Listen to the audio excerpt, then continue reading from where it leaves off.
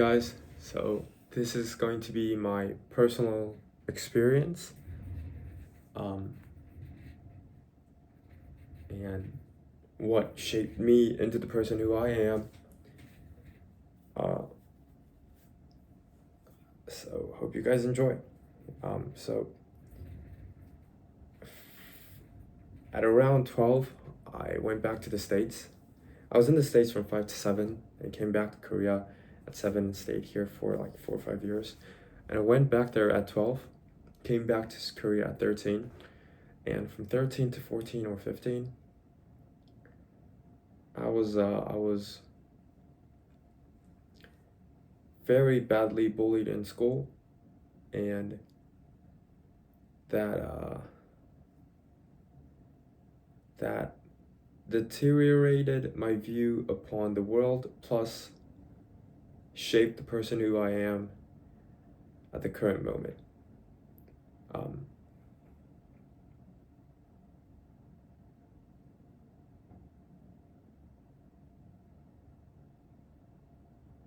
so at 13, 14, I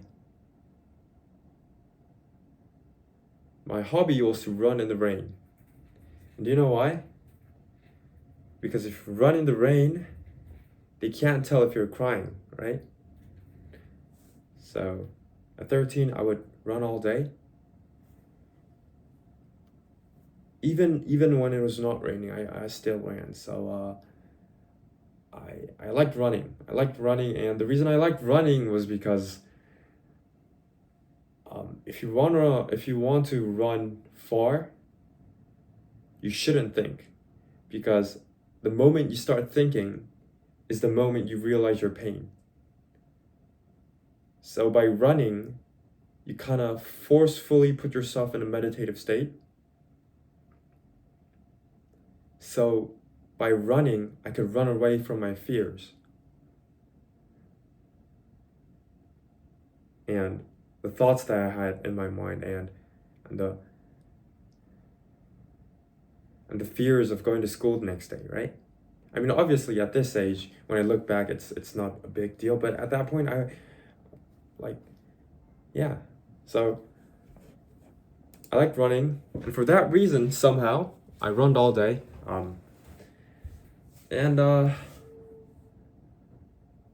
And I became a state second place athlete, which is quite funny, right? So that's funny. Yeah. But from a very young age, I was very sensitive. I was very shy, and I was smart, but I didn't have I couldn't articulate my thoughts in a verbal manner. As well as writing, I couldn't even write my thoughts. So I couldn't articulate my thoughts in the form of language, in a linguistic way. So I usually say the dimension of my thoughts are as such, and the dimension of my language is at this level. So I had a threshold, right? And that made people, if you try to compress a huge thought into this funnel, it gets torn, right?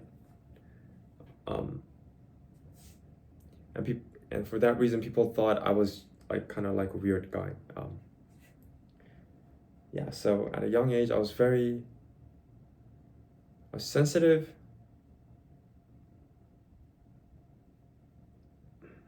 and I was very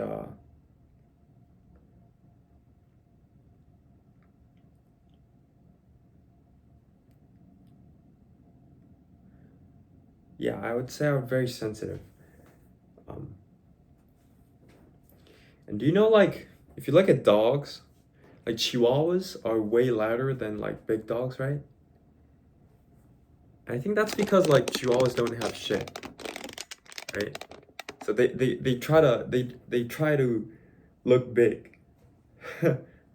So up until I was like 19 or 20, I developed this shell of toughness around me to cover up the weak self that I had. And I never trusted anyone, especially if they were Korean.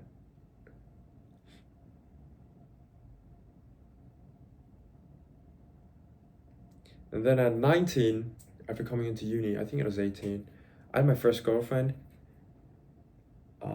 And she was the complete opposite of me. So she, I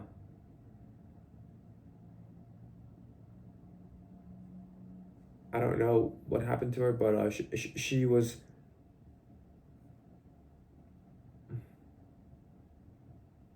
I would say she was more brave than me. I don't know if it was because she was, I don't know if it's because she was unharmed ever once in her life, or she chose to be. But yeah, she was the first person ever in my life to say that she said I'm on your side. And I never cry, and that kind of made me cry because I never actually heard someone say that to me. And if you don't trust someone, the other also don't trust you, right? So because I was caught up in this mental state of of of of of not trusting Koreans. And if you think about it, like if someone comes up to you and you feel weird and he's very alerting and you could sense that he doesn't trust you, do you really want to give him a chance? Probably not, right? So I was that guy. So I was very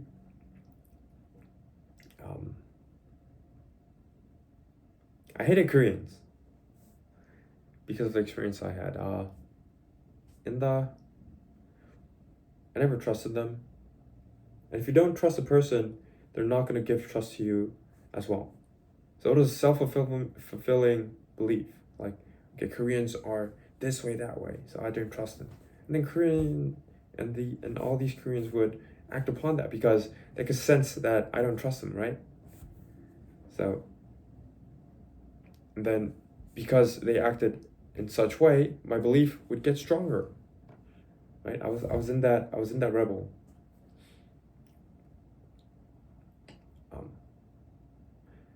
And she was brave enough to be the first person to actually break that chain from me. So I'm very thankful for that.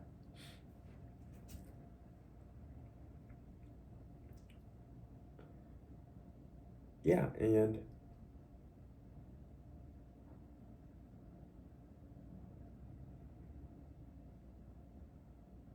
after that, I met like two really good friends who were smart. In fact, they were smarter than me. And have you ever watched those videos of like stray dogs? And the stray dogs that were kind of like beaten up when they were young. And when you try to pet them, they go like they go like this because they're kind of scared that because they believe that the hand is trying to hit him. I think that is kind of quite similar with my situation where I had a distorted view about the world, especially amongst people. And I had two really good friends who kind of fixed my lens on observing people. And I'm also very thankful for that.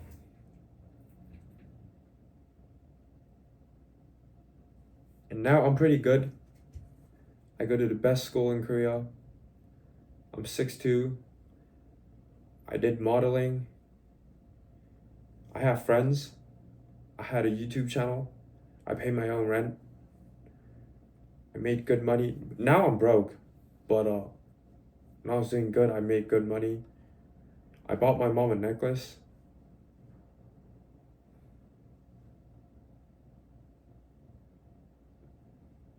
And overall, like, I sometimes imagine like going back and like going to that 13-year-old kid, like in my current state, going up there and saying, yo, you're gonna go to the best school in Korea. You're gonna be in the rugby team. You're gonna be fit. You're gonna have a great girlfriend. A matter of fact, you're gonna have friends. And you're gonna do this business. You're gonna get acknowledged by your classmates. You're gonna be able to have speeches in front of the class. And you're gonna do it. If I said that to my younger self, like,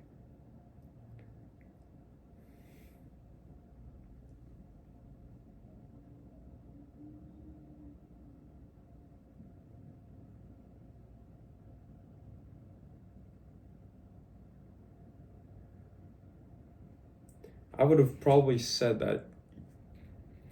I wouldn't believe that one bit, right? Like, now it's all true. It's crazy. It's crazy how, like,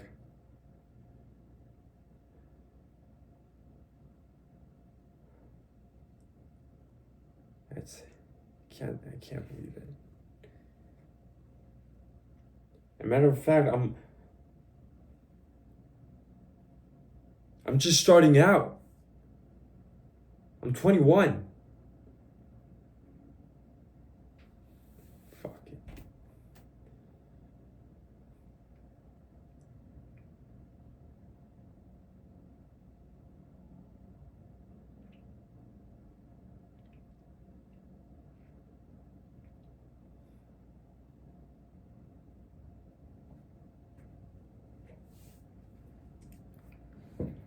Later on, I do have a dream.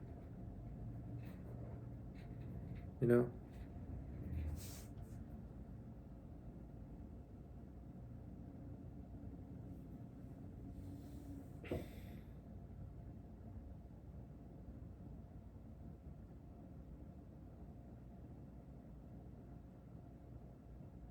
I'm not at that state. You guys know the quote of Conor McGregor where he says, "From nothing to something to everything." I think I believe I'm at something, right? But once I become everything, I really do want to tell people that you can get to everything from actual nothing. Like, I was worse. It was worse than nothing. It was having a friend talking shit about my mom, not being able to do anything about that, believing that I had two friends, the two only friends that I had, and then finding out them talking shit about me in the bathroom when they didn't know I was standing outside, like, and then that's just like the fucking basic shit, bro.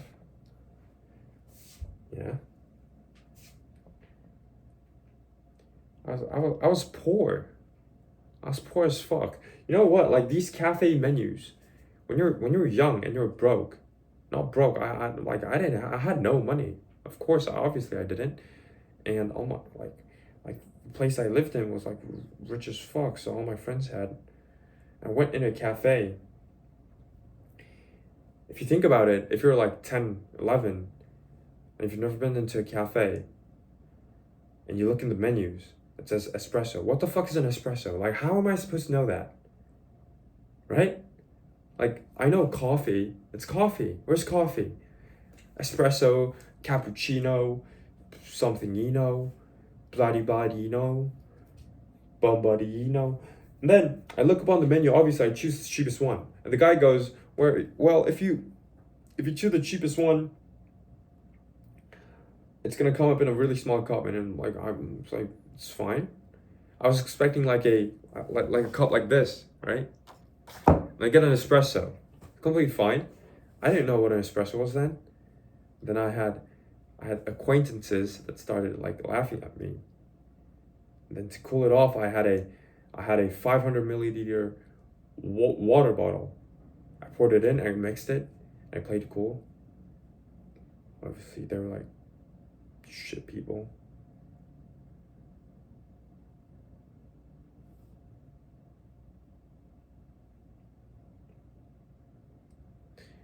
And yeah, I was never invited.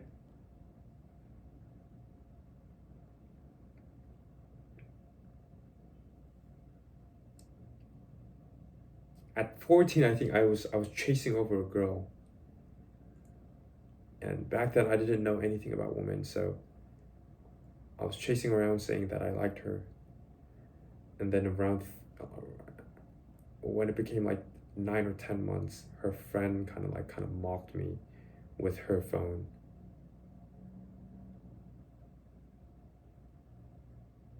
You know, I was, shit. I fucking hated my life, bro. And now look at me.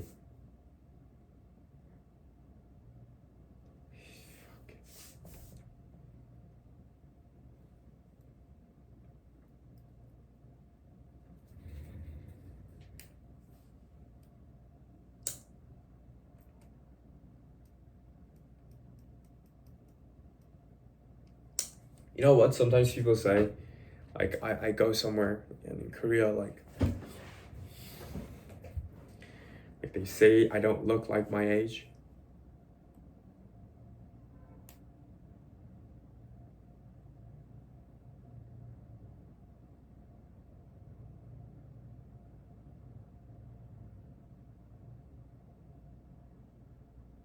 And I thought about that, like, why do people say that, right?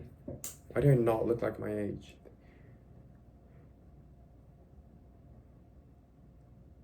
And when you look into an old man, it's more than the wrinkles that speak about his life, right?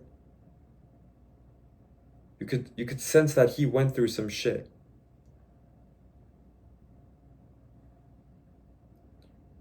And I believe that the shit that I went through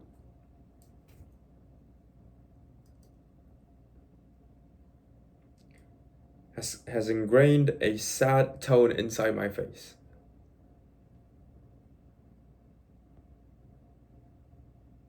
That's what just I believe.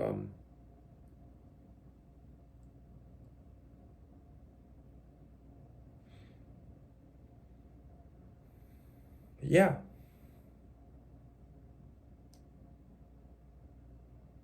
I became a good guy.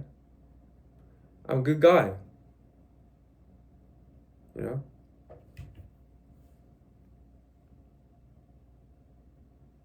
I'm a good guy.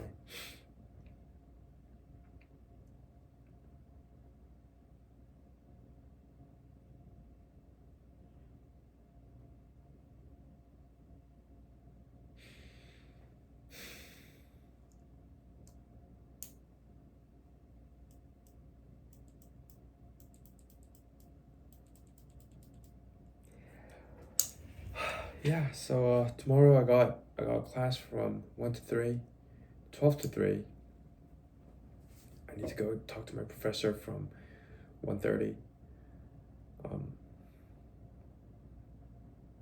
be going there and doing that. It's already 11:40. I need to go to bed.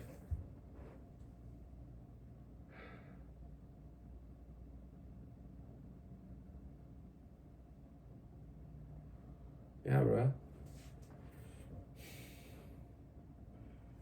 I'm 100% sure no one's watching this until now. I just want to say, you're still watching. Like, bro, you could absolutely do anything that you want to do.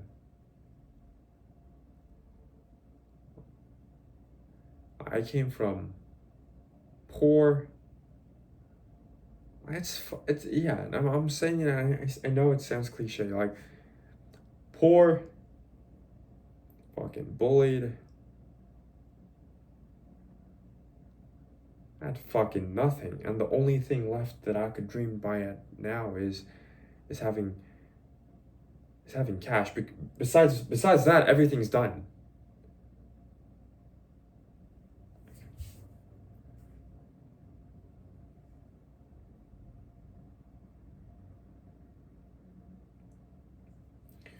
Yeah.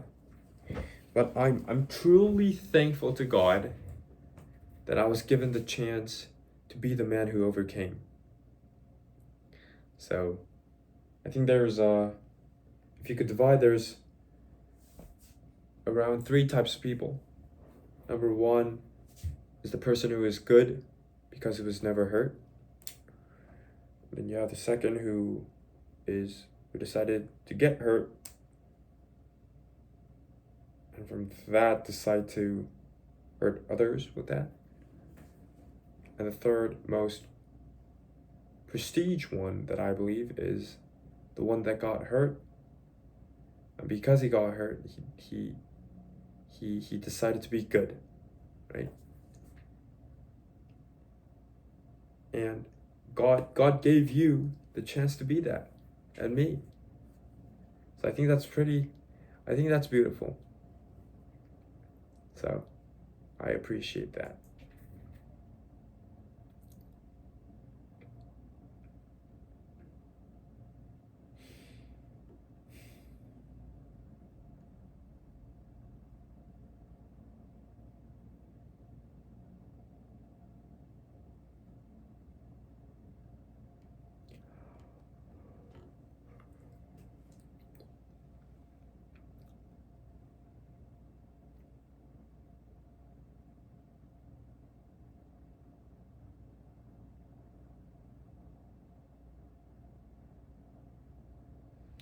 That's it for now. Thank you guys for watching.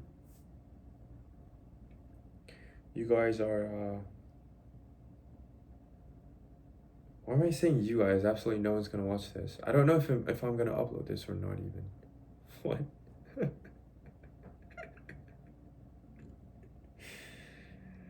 Yeah, but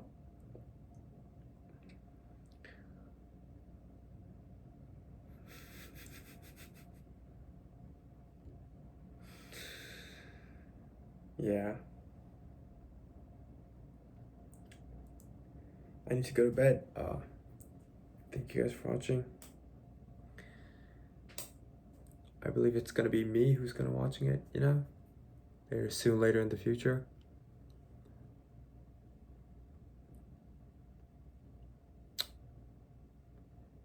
Yeah, see ya.